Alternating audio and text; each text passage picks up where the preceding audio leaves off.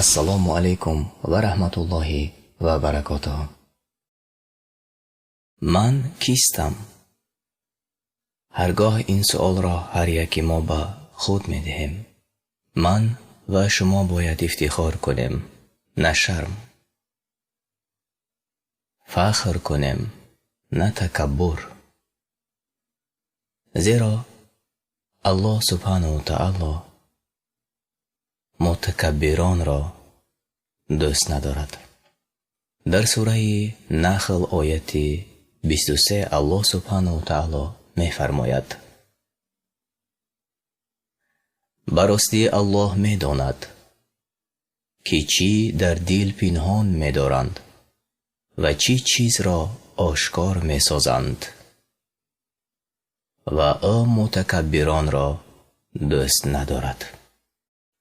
در حدیث طبرانی آمده است رسول الله صلی الله علیه و سلم فرمودند: هر شخصی که در دلش مثل دانه خردل، یعنی دانه گیاهی که نهایت خرد است و چنگ آن حتی و چشم دیدن مشکل است، مثل آن همان در دل کبر داشته باشد یا غرور داشته باشد، به بهشت نمی درآید.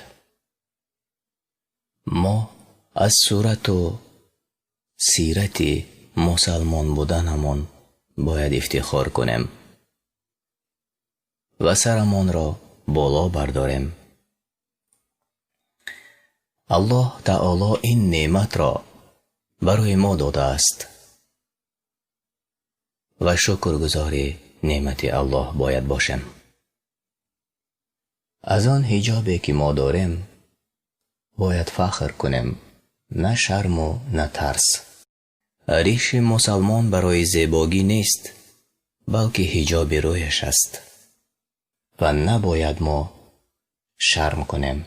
الله سبحانه و تعالی در آیت 44 سوره مائده چنین گفته است: پس از مردم مترسید، از من بترسید و آیات مرا به بهای اندک مفروشید و هر کی موافق آیاتی که الله نازل کرده است حکم نکند کافر است. پس هرگاهی که حکمهای الله را انکار کنیم شاید از نادانی باشد.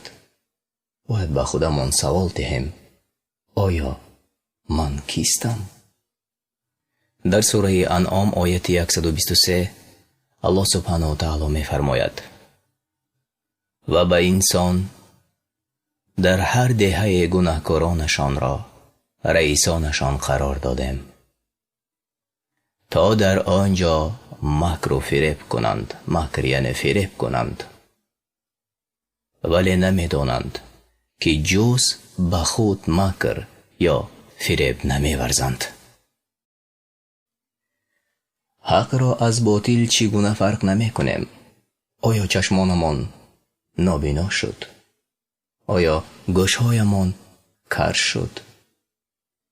آیا زبانمان لال و یا گنگ ماند؟ در سوره حج آیت 46 الله تعالی می فرماید: آیا در زمین سیر نمی کنند تا صاحب دلهای گردند که به وسیله آن خردمندانه بیندیشند و گوشهایی که به آن بشنوند؟ اینجا سؤال است. زیرا چشمها کور نه، بلکه دلهایی که در سینه ها جای دارند کور می شوند.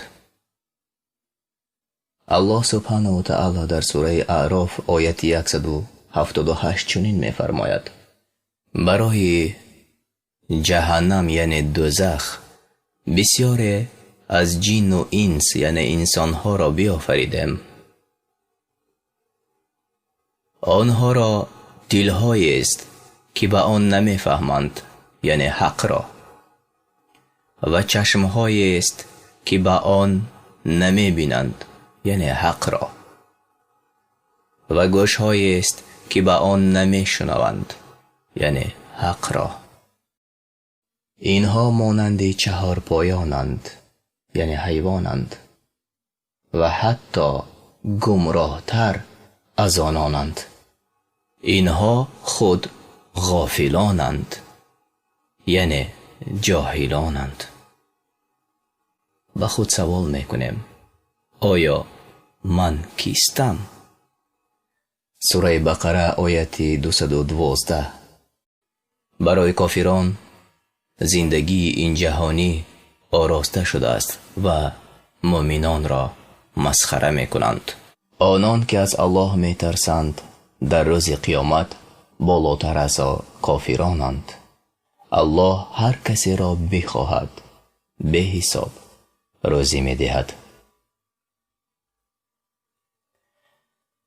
تماشابینان گرامی، در همینجا با شما خداحافظی میکنیم. الله نگهبان هر یکی شما باشد و در حق همدیگر دست به دعا باشد و هر گاهی که از نادانی، از نافهمی گفته های حق را، گفته های الله را، گفته های قرآنی را تا بار دیگر تکرار میکنم، شاید از نادانی باشد این کار کنید، به خود سوال دهید و آخری آیت 44 سوره مائده را به خاطر بیاورید. الله نگهبانی هر یک شما باشد. السلام علیکم و رحمت الله و برکاته.